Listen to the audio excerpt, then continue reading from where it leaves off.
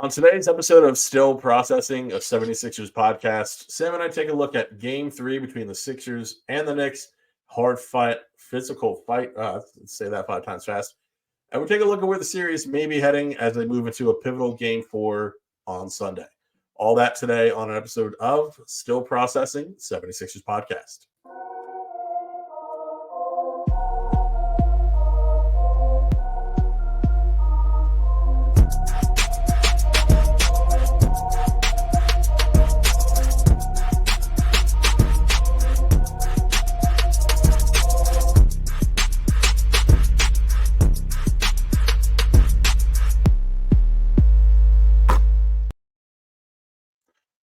Man, it's been a minute since I heard that intro beat. I missed that. All right. Welcome back to another episode of Still Processing.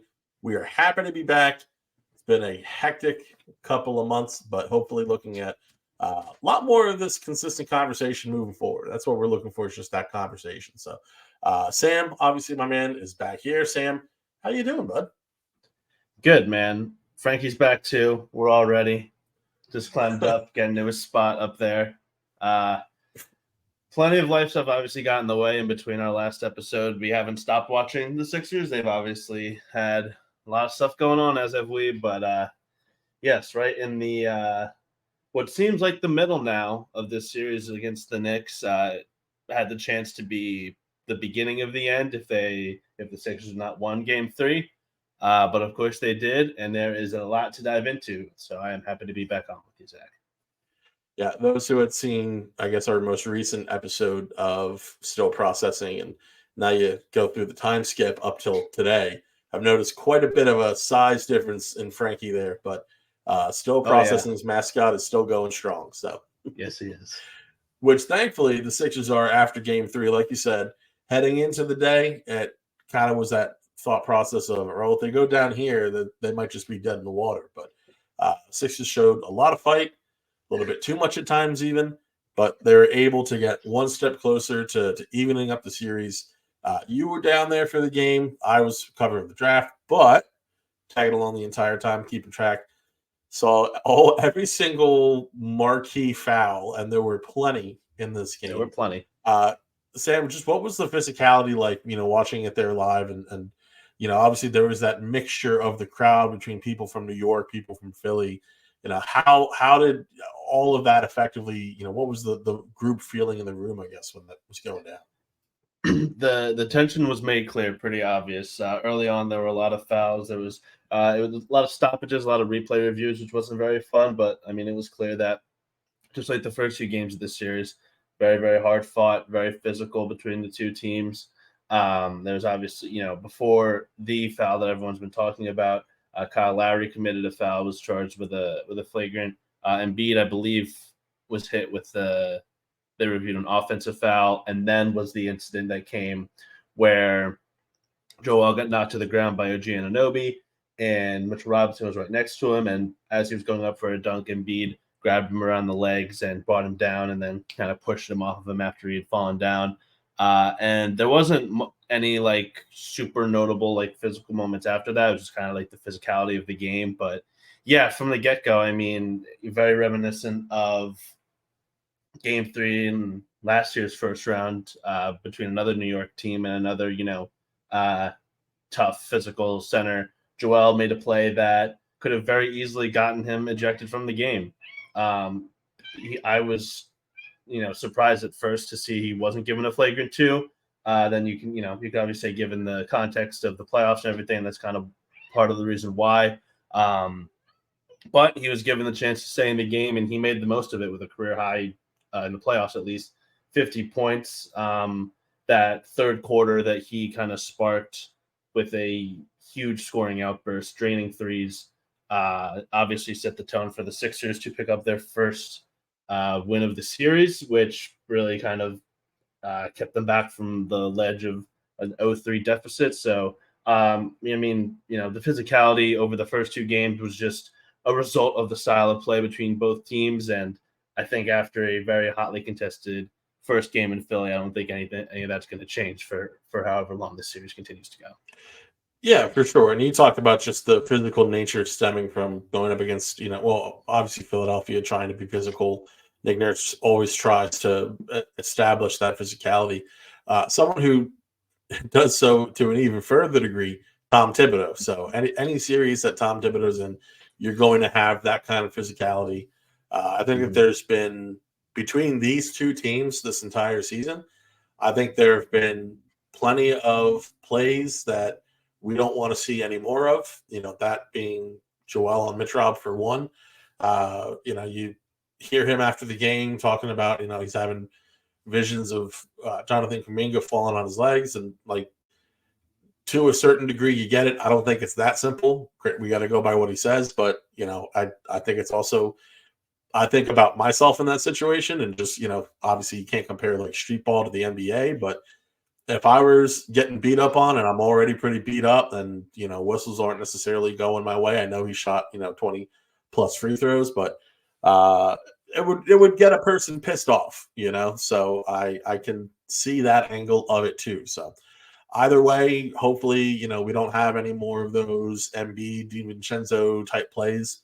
We can just get back to basketball, and that doesn't have to be separate from physicality. I think that's something that they did kind of show. As you said, it wasn't that same degree of that overly chippy nature, but there was still some relative physicality, compared to, I would say, the normal NBA game in today's age. And part of that is still the way that refs have called games since about the midway point in the season, has allowed for a good bit more contact. And again, people in New York are really bringing up Embiid's free throw count in Game 3. Listen, there's also a lot of physicality that's brought his way, and that's just part of the game. But one thing that was really funny to watch, and I don't know if you caught this live or not, but Joel and Jalen Brunson kind of busting on each other a little bit. How much of it I didn't see that live, but that was very funny. It was hysterical, watching them, basically mock each other for doing the same thing. And it's like, these are two guys who, are look, they're both guilty of it. They're guilty of grifting, right? That's just, it is what it is. And, I was having this conversation on Twitter, of course, the other night. There's different people who have different matters of opinion on grifting. And my opinion, I mean, I'm not a fan of grifting, but as long as you pick a side, the thing that gets under my skin the most is when people have no issue with a Trae Young or a Jalen Brunson grifting, but for some reason, Joel Embiid is not allowed to do the same thing just because of his size. Like, to me, that's total nonsense. Like, grifting is not a size dependent ability. Like, it doesn't become a feature and not a bug just because the guy's under 6'6", So I do kind of wish that it just wasn't a part of the game, but that's just kind of how the NBA has allowed the game to become, just with the rule implementation of how the game's called. And, maybe we see a change in that with how the league's been called since the midway point. But at the same time, Brunson's been grifting the whole series, and Embiid's been grifting the whole series. When do we actually start to see change? I don't know, but we might start to see change in the. I mean, I thought, again, the physicality was a big part of it. It felt like in the fourth quarter it became a lot more ticky-tacky. And, the free throw count was very high between both Brunson and Embiid. And Embiid, part of that, the Knicks by the end were intentionally fouling. It wasn't grifting. It was like he got the ball and the Knicks were fouling him so they could try to, that was all they could do to try to mount the comeback. In the fourth quarter, Embiid shot 13 free throws and Brunson shot 9. Like, so, like you've been pointing out, it's not just a one-sided thing. Both of those guys are stars, and stars hunt for fouls. It's just what they do, regardless of position or whatever they do. So I will say there was a noticeable, officiating change in the fourth. But to anyone saying it was only in favor of the Sixers is not speaking the truth. Yeah, I mean, the last, minute, 10 seconds alone, Embiid shot 6 free throws because, like you said, they were, putting him to the line. Yeah, the Knicks were trying to get back in it. Exactly, and that's just the only reason that people have a problem with this is, as opposed to if it was Giannis or Ben Simmons or Shaq, is because Embiid hits his free throws. I mean, If he went 10 of 21 from the line, I don't think anyone would have a problem with it. But because he can hit his free throws, it's all of a sudden. Because he's going 12 for 13, which I understand why, making your free throws is not a skill that's frequently talked about, but it might be the most under-discussed skill that is super, super elite. Like, how many players, let alone big men, as big as Embiid, can shoot 12 of 13 from the free throw line in any period, in any game, let alone the playoffs? And I think it was 1921 overall on the game. Yeah, 90%. It's insane for any player, but let alone a big dude. It's super impressive. For sure. Well, and then the one thing too, you go back to game one of the series, right? And obviously Embiid's eye's been a factor throughout, and it's really his face. We'll get more on that in a minute, but it's been a factor, and you could see he was struggling to adjust a little bit in game one. That's when it really seemed to be starting to bother him. You could see a little bit of it in the play-in, but it really started in game one, and you could see how that affected his free throw shooting. And you talk about how important free throws are and how people don't talk about it enough, especially when it comes to a big man. If Embiid hits his free throws like he normally does, there's a good chance that the Sixers win game one of the series. Like, that's how crucial this skill is. And it's the kind of thing that, like, you'll have high school coaches banging on the table, talking about free throws. But for some reason, we get to the NBA and we start talking about big men, and that conversation goes away. So it's refreshing to see a guy like Embiid be able to hit his free throws. I get it. You're not always happy about how he gets to the line. As someone who watches 82 plus games, well, I shouldn't say 82 plus games of Joel Embiid, but who watches every Joel Embiid game each season, I get it. The grifting, it can piss you off. It pisses me off sometimes. Not just Joel. Again, Trae Young, Jalen Brunson, guys do this across the league. Jimmy Butler does it. Like, there's countless players in the league who do this, and to me, it's nonsensical just to kind of lambaste one guy just because he happens to be over 7 feet and he's doing the same thing. So, but he did hit his free throws in this game. That definitely was a big factor in the 11-point victory in the end. But it wasn't just Embiid. Obviously, 50 points, huge marker. Talk about him not showing up enough in the playoffs over the year. He's been doing that in this series.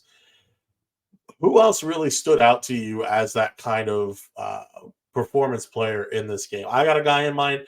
I think it might be the same guy as you, but I just want to hear your take first. So to me, I mean, obviously Embiid's, the stat sheet stands out the most, 50 points.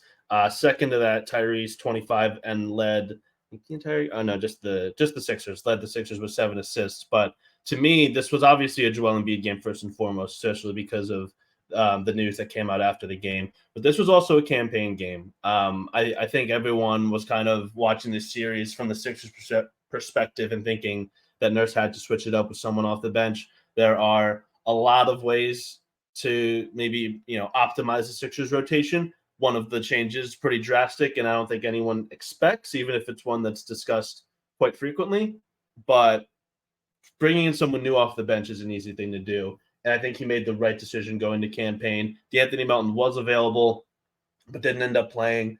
So the discussion or the thought process was pretty much Cam or Ricky Council the fourth.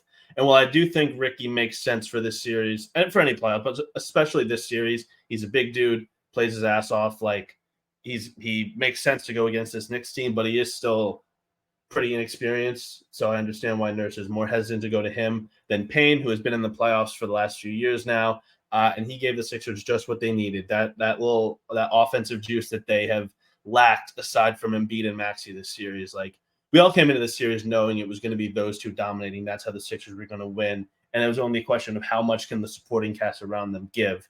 The answer through the first two games was not much. And then Cam Payne comes in and is the first Sixers player to score double digits off the bench, which, especially compared to what Miles McBride and Bojan Bogdanovic have done for the Knicks, and even Mitchell Robinson in, I think, game one with all the rebounds he had. I don't know if he worked his way up to double-digit points, but just the difference in bench production has been so stark.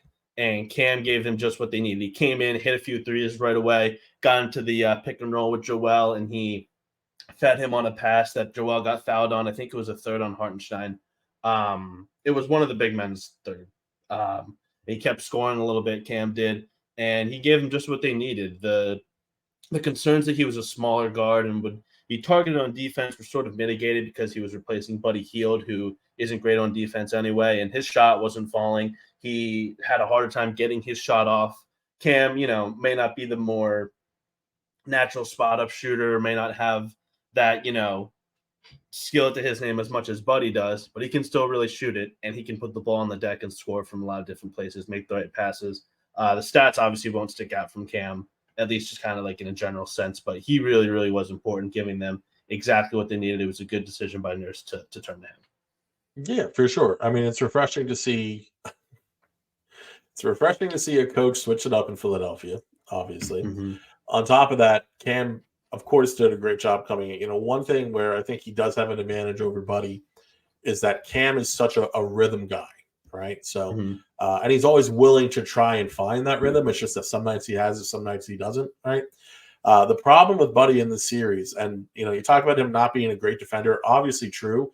I will say that he has contested well throughout this series. I've been surprised about that, but it has come at the sacrifice of him being a willing shooter. Which, if there's one thing Buddy Hield's in there for, it's for taking shots when he's open. So Daryl said he puts the fear of God into defenses with how he shoots when he was acquired at the trade deadline. And listen, I don't think anyone's scared on the Knicks of Buddy Hield. Right. So here's the duality of the situation. And I mean this with all sincerity. I'm not being funny. Buddy Hield is one of the greatest shooters the NBA has ever seen. If you don't think that's a fact, you have to look at these numbers. That is absolute truth. He's got the volume. It is truth. I mean, you look at since he's been in the league, it's literally Steph and then him. Like it is absolutely crazy. So you look at that type of player, and now you see, okay, well, he's only taken, what's he taken? 5 threes in this entire series so far, and I think he's 0 of 5, 0 of 4, 0 of 5. The volume's not there. Obviously, he's not hitting, and it's extremely problematic. So that leash lasted about 2 games, just a little bit over. Only played 4 minutes in this one, and Nick Nurse had to go with a guy who could provide some type of instant offense, which again we saw in the playing game. Cam Payne is capable of doing. He came in, I think, just for a minute in the playing game, and he hit a 3 instantly. And that was it. Like that's all they had Cam Payne really do. It's all they needed him to do. And so for him to come in the situation and he gets 3 or 4 threes, like that's what Cam Payne, that's what he can do. And what was it that he said after the game? Energy doesn't take effort. Energy. It was 3 words. I can't believe I already forgot it. It was a beautiful quote that I absolutely butchered, but it really goes to show the kind of mentality that Cam Payne has, which for the entire season, not just this. Would you got it? Energy costs nothing. I can't believe I forgot that. It's only 3 words, but yes, his entire presser yesterday was really cool. He's a good dude to talk to. Yeah. For sure. Yeah. No, he's spoken with the media for a few times. We've talked to him after games. We've talked to him at practice.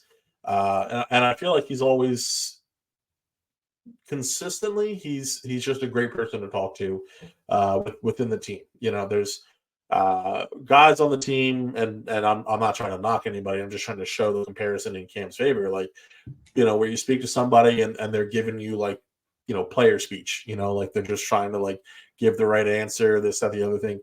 Cam Payne is like he's speaking from the heart that's on his sleeve all the time, and it's refreshing. It's fantastic, and it's great to see him perform that way on the court as well, not just to us behind the scenes. So definitely love what we saw from Cam Payne, somebody who I expect to have a role potentially going forward.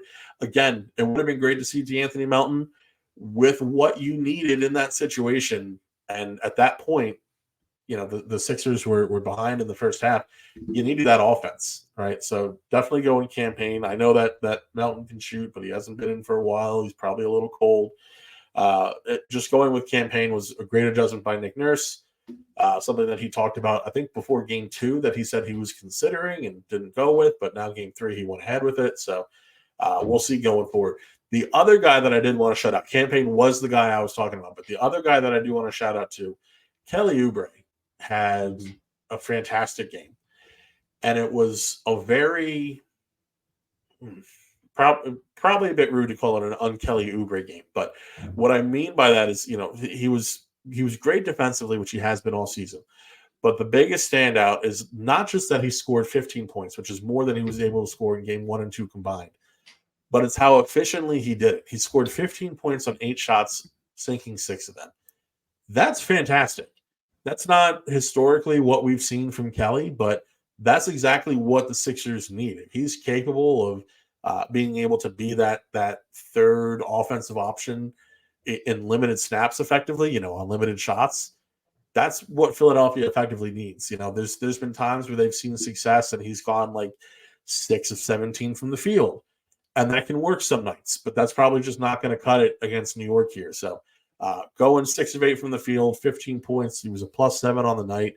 Yeah, Kelly Oubre definitely left his mark as well. So it was a really interesting game. It was kind of a for those with a bit of skin in the game, just as a fan, it was a bit of a rocky game. Definitely felt a lot better when that third quarter came around, and Joel, Steph, and Embiid kind of woke up and just started sinking shots from all over the court. But it definitely did have its moments where it was like, wow, there's still a chance they could go down 0-3 here. So it was great of the team to rise up and kind of sink those concerns. Huge props to Joel Embiid for really leading this team through that. We heard Tyrese Maxey after the game yesterday talk about his leadership. Again today, Sam and I were speaking with Nick Nurse, and Nick Nurse was raving about his leadership and the leadership of Embiid and Kyle, and just to really have that. I think that's been one of the core aspects that's been missing from the Philadelphia 76ers in the postseason over previous years. It's just that from a leadership perspective, it hasn't been there. Certain guys who were in the building and, they just weren't cutting it from a leadership perspective. And that's true of guys who are in the building now, like Joel, who hasn't shown that proper leadership in past years, who is stepping up this year and providing that in just pure abundance. So fantastic to see from Embiid, especially with everything that he's going through, which does bring us to the actual diagnosis of his eye, or to be more accurate, his face. So the Bell's palsy notification drops from Adrian Wojnarowski. And I think at some point, that had kind of been the assumptive diagnosis, real, I would say probably close to the game. I saw some people kind of mentioning it, but it was kind of, are we jumping to conclusions? What is it? I'm gonna. Her last name's escaping me, but Erin from Liberty Ballers did a fantastic job. I don't know how to pronounce her last name, but yeah, she was on the case. Grugan. She did a fantastic job breaking down the film. Together. Yeah, no, she did great, and she was one of the first people to not only just suggest Bell's palsy, but actually have film and everything to back it up, instead of just pure speculation. So shout out to her; she was fantastic on that. But the notification comes down from Woj, and Embiid has been getting treated for Bell's palsy. Effectively, it is, and correct me if I'm getting into this wrong. I'm not a doctor, but half of his face, there's a nerve issue, Sam, going on, and it's causing it just to act differently from the other half of his face. And so that's why you see the left side of his mouth move in a different way. His eye's not closing the same. And the eye not closing is leading to the eye getting dried out, which, leads to irritation and vision issues. Do I have that about summed up correctly? Is that right? Yeah, he said yesterday that his eye gets consistently dry, that he uses eye drops to keep it going. He made a funny comment about like he was trying to just talk more lightly about the situation. He said, "I have a beautiful face. I don't like it that my mouth is looking the other way." I don't know if it was looking or facing, but he made some kind of he definitely said looking, because that's what I thought. That's what I heard live, and that's what I heard it. Yeah. So yeah, he said that he also said that he dealt with migraines. He said that he first started dealing with it. By the way, the Woj notification dropped just as Nick had left the room. So we didn't get to ask Nick about it until today. He's been asked about the eye specifically, but all he's been yeah, pretty good. It was clear he didn't really want to go into detail about it. And he said earlier, 2 days ago, he's like, eye's fine. Yeah. Okay, he said earlier today when we were talking with him at the facility that he said it was a personal thing. So whether he knew about it, like to what extent he knew about it previously is unknown, but it was clear that like, and even Woj mentioned it, Embiid didn't want anyone to know about it. So I'm sure Nurse picked up on that and wasn't going any further than he had to. And before we go even further into it, I just want to call attention to that and say, like, you got to respect Nick Nurse for respecting, his star player, his players' wishes in that matter. Because, like, listen, like, this is, I get it. He's an athlete. His current medical status is important for so much. For nothing else, it's important to your your bet listing. I get it, but like, listen, this is a human being that we're talking about. If half of your face was doing the stuff that Joel's face is doing, I don't think any of us would be going into work. I wouldn't be on the pod, dude. I would be, like, yeah, that's not fun to have your whole face that you like can't feel it, that you have to deal with headache. And he said he was dealing with this a few days before the Miami play-in game. So it's going on 2 weeks now that he's dealing with, I don't know how it's changed, but some sort of issue with his face. And it was clear, especially in game 1, I think when he fell and his eye couldn't blink. Like, to go through a fucking NBA game, a basketball game with all this stuff is, I mean, it's yet another Joel having to fight through some injury that we're all learning about live. And he is out here scoring 50 points in a playoff game. So, for any frustrations you have about him at any point in his career, you have to respect how dedicated he is and how much he wants to win for his team. Like, there's just no, you have to appreciate that. I've never suffered through anything like that. The closest example I can give from my own personal life, the week before I got married, I had my bachelor party, and somebody, I have my suspicions, but they have not confirmed my suspicions, put poison oak in the fire, and it came out in the smoke. And I'm super allergic to that. I'm not allergic to a lot. I'm really allergic to poison ivy, poison oak, all that stuff. Entire face blown up. Come Wednesday, my wedding was on a Friday. Come Wednesday, my eyes are swollen shut. I can't even see. My poor soon-to-be now wife, complete and utter tears. Like, and we were wondering for a moment, like, do we completely change this? Do we reschedule this wedding? And at the wedding, all I had to do was stand there. I didn't have to play basketball like that. I didn't score 50 points like that. Like, that's the thing about all of this that's so crazy, is that, if he was dealing with this, with the knee injury, with the Bell's palsy, and he was kind of laboring through the playoffs, as we've seen him do through injury in the past, I think people would have respected it. I think more than that, they would have kind of understood how these things were affecting him. But the dude has been dominant, especially in game 3. And it's not only for that, but the fact that he's been such a vocal and present leader, even though he's dealing with this, not only difficult from an on-the-court perspective, but just kind of embarrassing is the wrong word, but a vulnerable type of medical condition. Like, listen, you got to give it up for Joel. I know there's a lot of things that people want to knock him on historically and all that, but just as his leadership that he's displayed for this series, honestly, more impressive than the 50 points that he put up against New York in game 3. Yeah, for sure. There have been plenty of high-scoring playoff games. I don't know how many guys have fought through the issue that Joel is doing to be their first team. And, especially against, again, it's impressive no matter what the context is that he is playing an NBA game with this issue. But the fact that he's doing in the playoffs against a very tough Knicks team, like, it just adds to how memorable of a game this will be for Joel. And, if the Sixers, obviously, it'll be memorable no matter what. I think it'll have a lot more fondness to it if the Sixers are able to advance and they kept it up. They're one game away from evening up the series.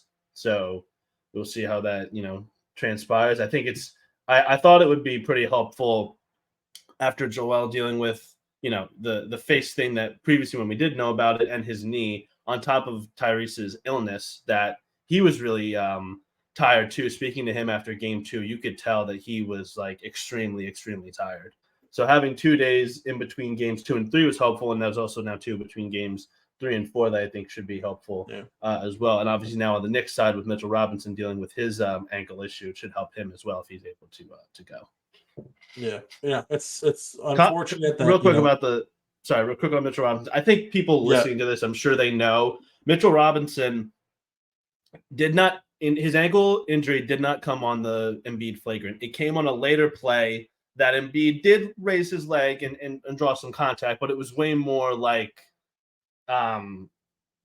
it was just a more typical basketball play. It, the way that Embiid fell, I think put pressure on Mitch's left ankle, and that's what caused the sprain. It's an important detail that I think, again, most people listening to this podcast, I'm sure already know, but that's important to say. Embiid did not sprain his ankle while he's grabbing it. There are people in the media who are recklessly, I will use the word insinuating that it came from the in the air play, when I think it is much more feasible that it came on that later play. Just when you think if about you watch Mitch Robinson, injuries, he comes up like kind of hobbling on that. It was Embiid. It was the one where Embiid got him in the groin by stretching out his leg, and then Embiid fell. Yeah. And the way that he fell on Mitchell Robinson, inadvertent, is what it looked like. But just unfortunate that Mitch Robinson was, and then he played through it, which is also not very good. I mean, it was clear that he was hurting by the end of that first half, and credit to him for getting that out too. And obviously, you never wish injury on someone. Hopefully, he's able to, at least make a return at some point this series. Yeah, I mean, hopefully he's back at it for Game 4. He's kind of dealt with lower body injuries throughout most of the season. I mean, he's had an ankle injury that kept him out for a large portion of the season, and I do wonder that he had surgery on. I wonder if that was the left ankle. I don't know that off the top of my head, but he did have surgery on one of his ankles this year. So it is curious, what exactly led to that injury. Either way, the point of the matter is hopefully he comes back healthy soon. Because again, you don't want to ever see injuries in the game. So it was his left ankle. It was, yeah. It was his left ankle. He was listed as questionable left ankle injury management. He wasn't listed on the injury report games 1 or 2, then was added for 3. So it was a left ankle that kept him out for a very big chunk of the season. So, and listen, I'm not saying that his brushings with Joel didn't exacerbate the situation, but it's just I do think that there is a bit of responsibility, for journalists to refrain from, insinuating things irresponsibly. So that's the only reason why I think it's valuable pointing out what happened there, and you doing the same, identifying which ankle was actually involved and in which play. And again, more than anything, the point is just that hopefully he gets better soon. But just super quick, we're heading into Game 4. You and I will be down there Sunday, 1 p.m.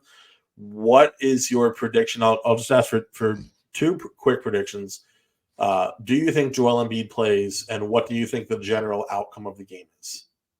I think he will play. I think it'll take a really, really bad aggravation of one of the injuries that he's dealing with to keep him out of any of these games. And again, hopefully having 2 full days off will help him, recover up to a point where he can at least play. He's not going to get to 100%, but he is going to get to a point where he can be comfortable playing. And again, speaks to how committed he is. I do think the Sixers will be able to win this game. I think defending home court, they understand the importance of that. Obviously teams have come back from 3-1, but it is very tough to do so. And I think having the momentum, I think having Campaign in the rotation right away after having some experience playing more in Game 3 should be helpful to him. I don't think Nurse will expand the rotation past that. Maybe D'Anthony Melton gets a few minutes. We will see. I think the Sixers are going to have to make a little bit of a readjustment on Jalen Brunson. He had a huge game with, I believe, 39 points and 13 assists.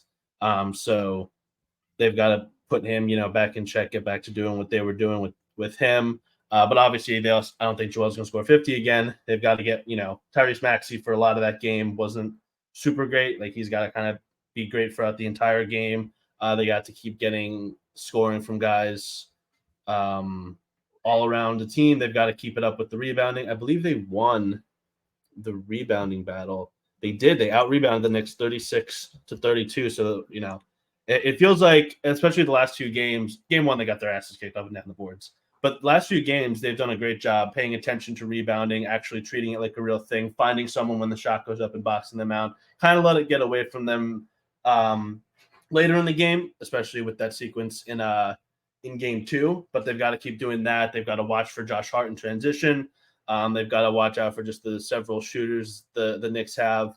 Obviously you want to win every game in the playoffs, but I think the importance of not going back to New York, not giving the Knicks a chance to close it out on their home court in game 5, goes without saying, is going to be huge for the Sixers.